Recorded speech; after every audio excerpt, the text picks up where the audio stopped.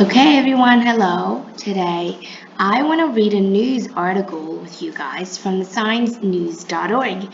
And I realized today I'm going to use this take photo mode instead of this video mode because, like that, you see that my voice is like my reactions and my voice and my mouth, the facial reaction is not aligned with this kind of thing, so I'm gonna switch to this. Even though that is kind of like ridiculous square kind of thing, but I guess it's okay, right? Well, we're gonna get started. Extreme heat taxes the body in many ways. Here's how. Hotter nights and more humid heat waves are pushing the limits of the human body. So it's about extreme heat, extreme weather. By Luis Melesio Zambrano. Excuse me if I got that pronunciation wrong. July 2023 was the hottest month ever recorded. It could even be the hottest month in human history. And it's just one in a chain of broken heat records. A record-breaking heat wave is still lingering in the US Southwest. In 2020, temperatures jumped to 38 degrees Celsius in Siberia, marking the highest ever recorded in the Arctic Circle. 9 of the 10 hottest years on record have taken place in the last decade. So, a chain of broken heat records, it means a series where heat records are recorded a lot in that period of time. A chain of, it's a series of. Record breaking, I have another pretty useful and cool word that are synonyms to this is record smashing heat wave. That heat has tested the limits of our very bodies to tragic effect. In 2003, an estimated 70,000 people died from a European heat wave. In 2022, another heat wave there caused some 62,000 deaths. Thousands more have died in other extreme heat events, and even more have suffered heat illness or injury. So the heat has tested the limits of our very bodies to tragic effect. That means it goes beyond the limit of our bodies. It goes past what we can contain, what we can control. So it makes our bodies feel not so good. The human body can adapt to heat, but only to a certain point. Research has shown. The body works quite hard to keep the core body temperature within a pretty narrow range, says Christy Abbey, who researches climate change and health at the University of Washington in Seattle. If you can't cool down that core body temperature, then your cells and your organs start being affected. Sustained heat waves place our bodies under strain, which can set off a cascade of effects that can lead to permanent injury or death, Abbey and colleagues wrote in a 2021 review in The Lancet. Heat waves are also getting more humid, limiting our ability to cool down, and nights are growing hotter, cutting into the time we might rest and recover. Both these trends undercut our ability to adapt to rising heat. So this is kind of like the introduction of the things that the article is going to cover in the following paragraphs. And you see that we have another collocations here, place our bodies under strain. It's kind of synonymous with test the limits of our bodies.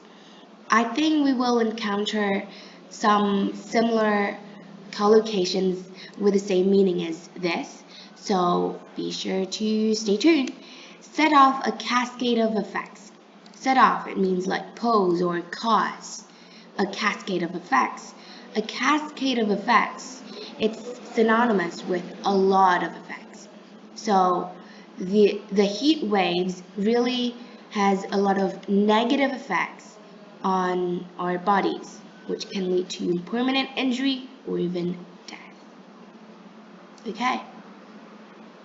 While people have ways to keep themselves and their community safe, heat risks will only increase with rising temperatures. Researchers say, here's what extreme heat and high humidity do to the body and how you can protect yourself. Humid heat waves, hot nights.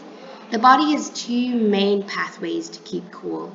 First is sweating. As our body temperature rises, sweat glands in the skin release salty water out of pores.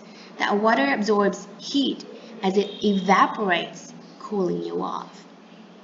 So basically in this paragraph, they say that the sweat really helps us to keep us cool, keep our body temperature cool. When the sweat goes out of our skin on the surface, they will absorb heat, which means they will evaporate with heat. So they evaporate heat out of our body. And at the same time, the body redirects blood toward the skin surface by dilating blood vessels just under the skin and pumping the heart harder, which is why many people look flush when they're hot. This allows the blood to better disperse the heat to the surrounding air. So when our body gets hot, we will have dilated blood vessels, which means our blood vessels, the blood vessels in our skin, sometimes we can even see it a little bit. But here, I don't know if you can see it, it's like some purple and blue like veins, yeah. And so they dilate, which means they becomes bigger. They becomes larger under our skin. And our heart beats a little bit more faster, or just faster when we has more heat in our body, which means we look flush. That means our body looks a little bit red, like you're blushing, like when you see your crush. Within a certain range, these systems work in concert to keep your internal body temperature within a safe window, usually around 37 degrees Celsius. Unfortunately, Earth isn't just getting hotter. It's getting hotter in ways that are harder for our bodies to handle. So I just learned this new phrase and I think it's pretty useful. These systems work in concert. That means these systems work together. In concert is synonymous with together. And keep your internal body temperature within a safe window. That means keep it within a safe range so that it doesn't go out of control. It goes within our control. Usually around 37 degrees Celsius, which is the normal body temperature of human body. Climate change is spurring heat waves that are not only hotter and longer, but crucially more humid. It's becoming more dangerous because the humidity is acting as a barrier to how we cool ourselves, says Rachel Cotto, who researches thermoregulation at Penn State. Since humid air is full of water, sweat doesn't evaporate like it would in drier climates.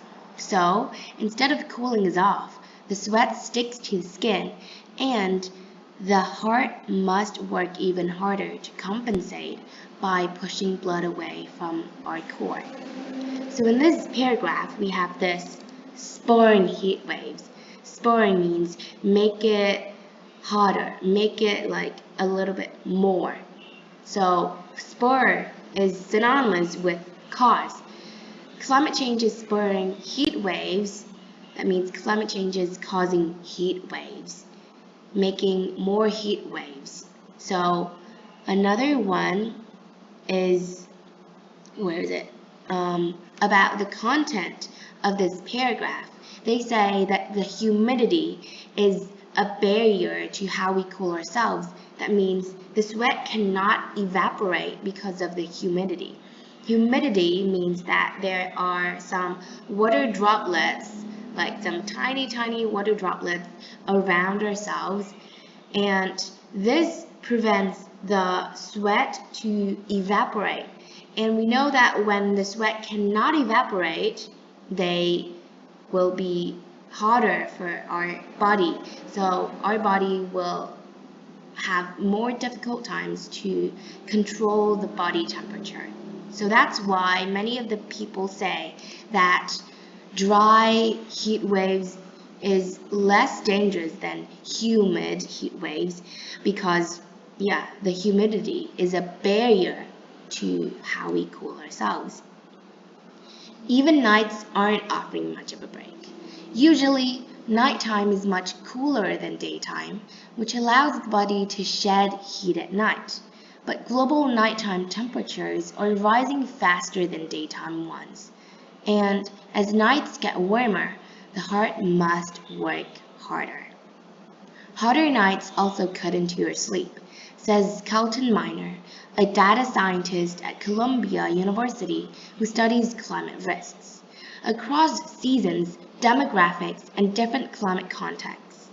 Warmer outside temperatures consistently erode sleep. So we have some complications related to sleep here. Cut into our sleep. Cut into, I think we have seen that in the previous paragraph. Cut into means interrupt our sleep, disrupt our sleep, make our sleep, like make us harder to fall asleep. And erode sleep here, erode, it refers to like erosion. Erosion is like when the rocks or little soil particles in the soil or on land is erode away, like being blown away by the winds, and it's kind of like destroy the soil surface. It destroys kind of like the landscape. Not actually destroy, but in a sense it is.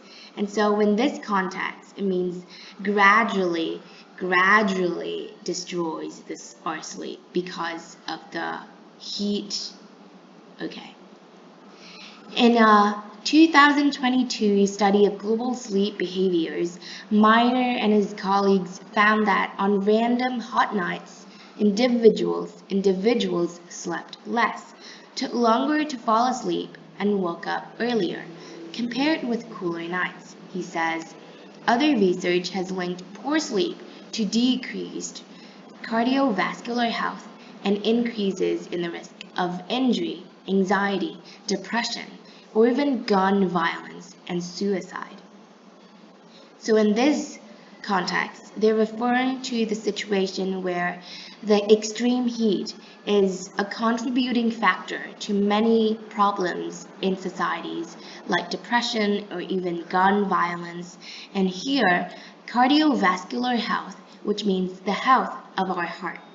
Cardiovascular refers to the heart health. The dangers of high heat. The combined forces of increased heat, higher humidity, and hotter nights tax the systems that cool our bodies. And when it stays too hot for too long, things can start to go haywire. In this paragraph, you can see that a lot of new English collocations, well, at least for me, that I find pretty helpful, tax the systems that cool our bodies. In the beginning of the news article, you can see that they have the title of extreme heat taxes the body. You can see it up here. Taxes the body in many ways. And this tax the systems that cool our bodies. Tax is kind of like something that every household must pay to the government.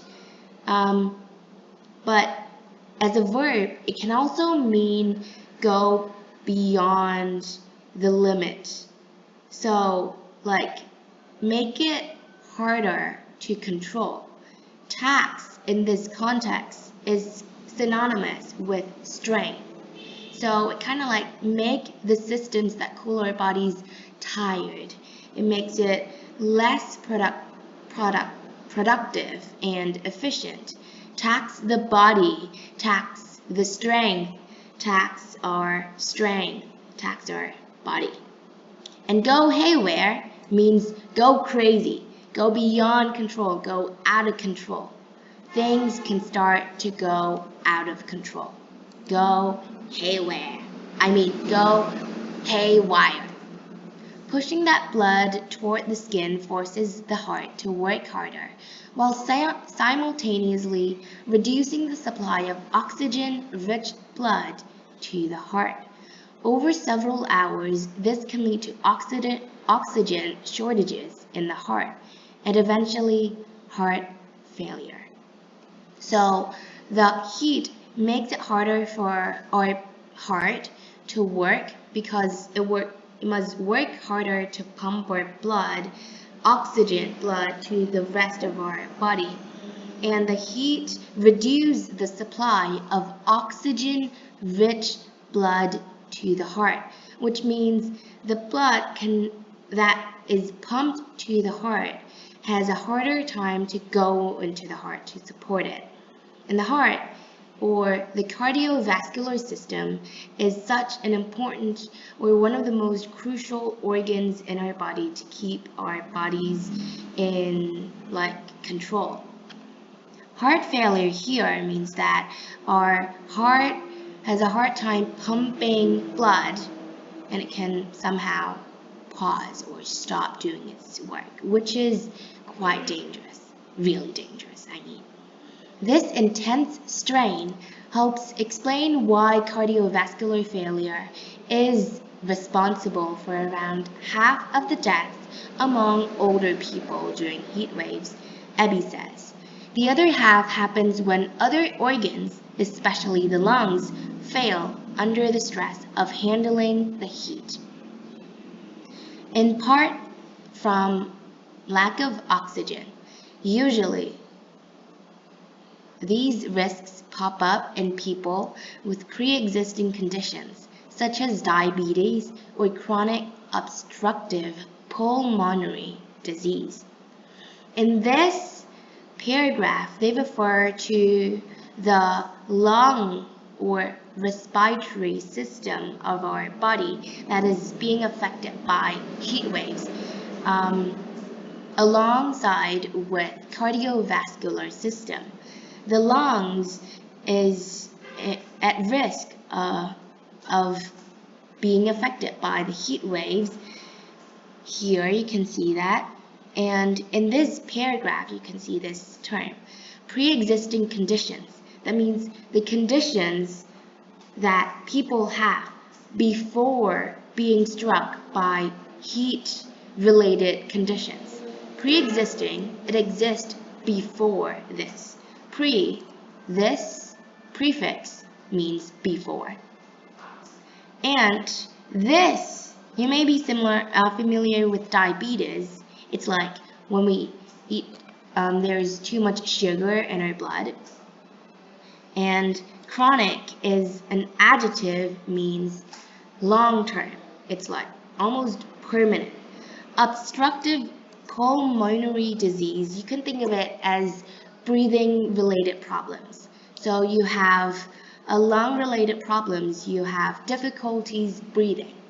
So it's like that. These risks are especially high if the body can't keep its temperature stable. In that case, the body's core temperature begins to crawl upward to dangerous levels. When a person's internal temperature reaches around 38 degrees Celsius, they can experience heat exhaustion, which can lead to faintness, headache, dizziness, and heavy sweating. Left unchecked, heat exhaustion can progress to heat stroke. Here, body temperature pushes past 40 degrees Celsius. The heat can kill cells and interfere with our organ function. Symptoms include skin that's hot and dry, delirium, and even seizures. Without immediate intervention, heat stroke can lead to organ failure, permanent injury, and death. So in this, they refer to the risk of people experiencing heat exhaustion because of the heat waves. Heat exhaustion, it's when here our internal temperature reaches around 38 degrees Celsius. Exhaustion, it's like tired. We have the adjective exhausted, which is synonymous with tired or drained. Here, exhaustion, if it goes more out of control, it will lead or progress to heat stroke. And you can see this term, delirium. It's when we have a state of like confusion in our body. So because of the heat waves, we sometimes feel dizzy and we feel, oh, where are we? It's like we're confused because our brain, our head is being negatively affected by the heat waves. Seizures, it is related to brain, so it's a brain-related problems. Yeah. Even sweating can have its risks. If you don't drink enough water while sweating, your body begins to get dehydrated. Dehydration can thicken the blood, putting even more strain on the heart. It also puts pressure on the kidneys, which need water to filter out toxins and waste from the body. In cases of chronic dehydration, as with some outdoor workers, it can lead to kidney disease. Even in cases that aren't fatal, some research suggests that heat-related injury can lead to years of increased risk of heat injury or death. So dehydrated means you don't have enough water in your body. Dehydration is the lack of water in your body, and this, as the articles suggested or told us, it thickens the blood, putting more strain on the heart. That means put the heart into the situation where it must work harder, pumping harder and harder. And because the water is very important for our body to filter out toxins, which is like to push away the toxic chemicals away from our body, like this. And so, yeah. While these symptoms and their outcomes may seem dire, these mechanisms play out over hours. Abby says, it's not instantaneous. People often begin to feel symptoms well before they end up in an emergency. She says, mortality doesn't start peaking until around 24 hours after a heat wave starts. This means that often there's time to act and help prevent the worst outcomes. So, dire here, it's synonymous with terrible. But I think this is a much more advanced vocabulary that I think I should also use more often. So, you can have these collocations like dire outcomes, dire symptoms, dire consequences. Dire consequences is pretty common and also advanced too. Instantaneous means that the symptoms or the outcomes resulted from the heat waves is not like immediately. It's not happens. You do not die immediately just because the sun is shining towards you, but you feel the symptoms well before they end up in an emergency. That means you have already experienced that symptoms over and over again for a certain period of time before you actually suffer from some like dangerous emergency like heat stroke, heat exhaustion, or even death. Okay, so how to stay safe? Almost every heat-related death is preventable. Abby says, people shouldn't be dying from heat waves. Preventing those deaths takes a mix of personal and societal actions to keep those who are most vulnerable safe. The most vulnerable are those outdoor workers, and people usually work outdoors. Yeah, and also the elderly as well as children. And also people with pre-existing conditions. Individuals should stay well hydrated in high heat. They should also turn on air conditioning if it's available, or, if possible, find a cooling center or public location with air conditioning. Cuddle also recommends staying inside and avoiding vigorous activity during the hottest hours of the day. Putting a cool towel in your neck, using fans in humid heat, or dipping your hands or feet in a cold water bath can also help you keep cool. She says, these are some tips for staying cool in the heat waves. While hydrated, it's definitely the opposite of dehydrated, and vigorous activity means activity that requires a lot of efforts and strength.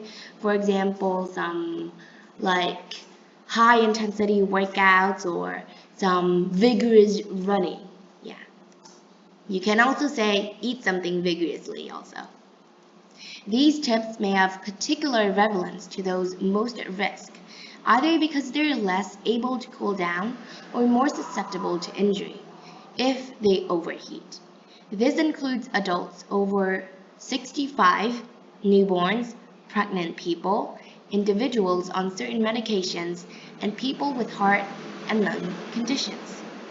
Susceptible to injury. It's synonymous with vulnerable to injury.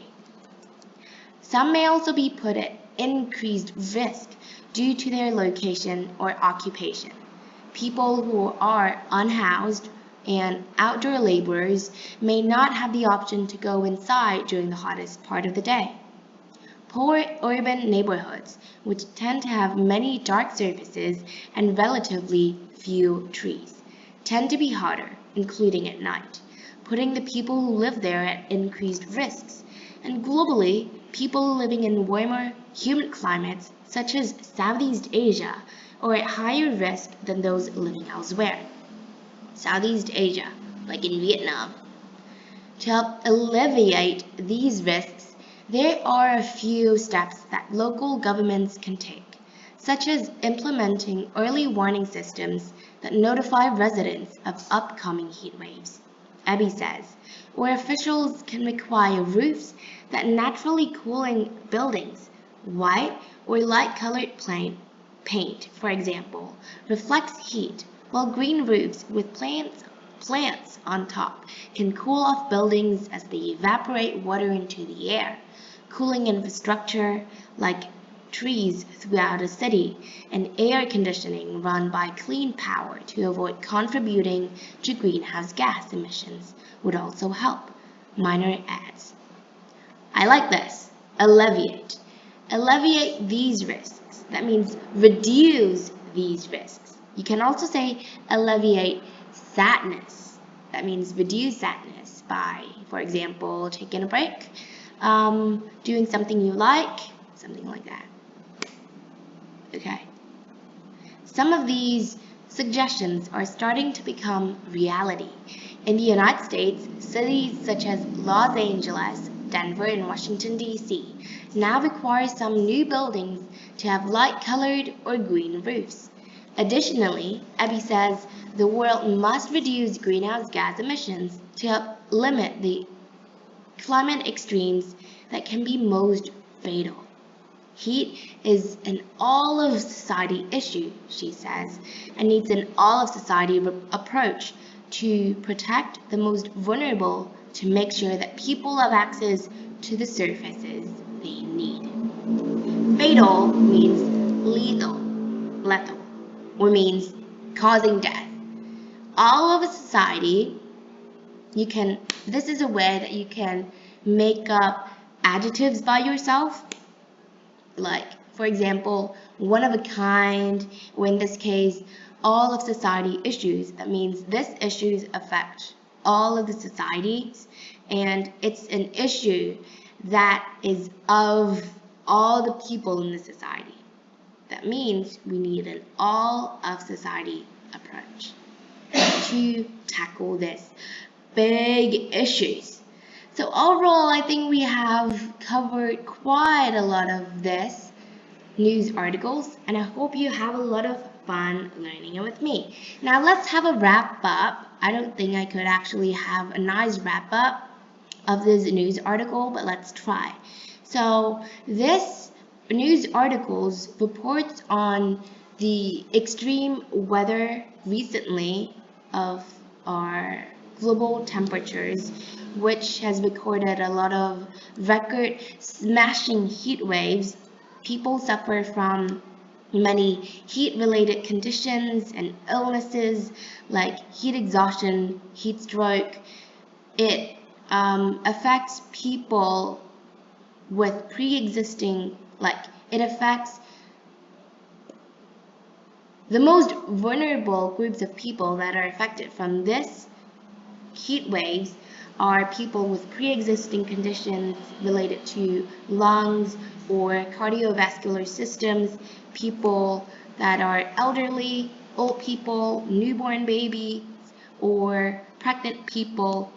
And heat waves sure has set off a lot of, or a cascade of effects on people's health. They tax or they test the limits of our bodies. They tax their body strength, and especially for outdoor workers, they tax the strength of those workers a lot. Those people may suffer from extreme dehydration, and yeah. Now, we can also keep ourselves from being put under strain by the heat waves by doing these tips from the articles. And you can see that there are a lot of effects, a cascade of effects of humid heat waves and hot nights. The nights are getting hotter, the daytimes too, and yeah, I think it's a shoddy and low quality conclusion. It's not actually a conclusion, but like something that still remains in my brain till this time, and I think I should keep going with this news readings articles kind of thing. And I hope you have a great day. Bye bye.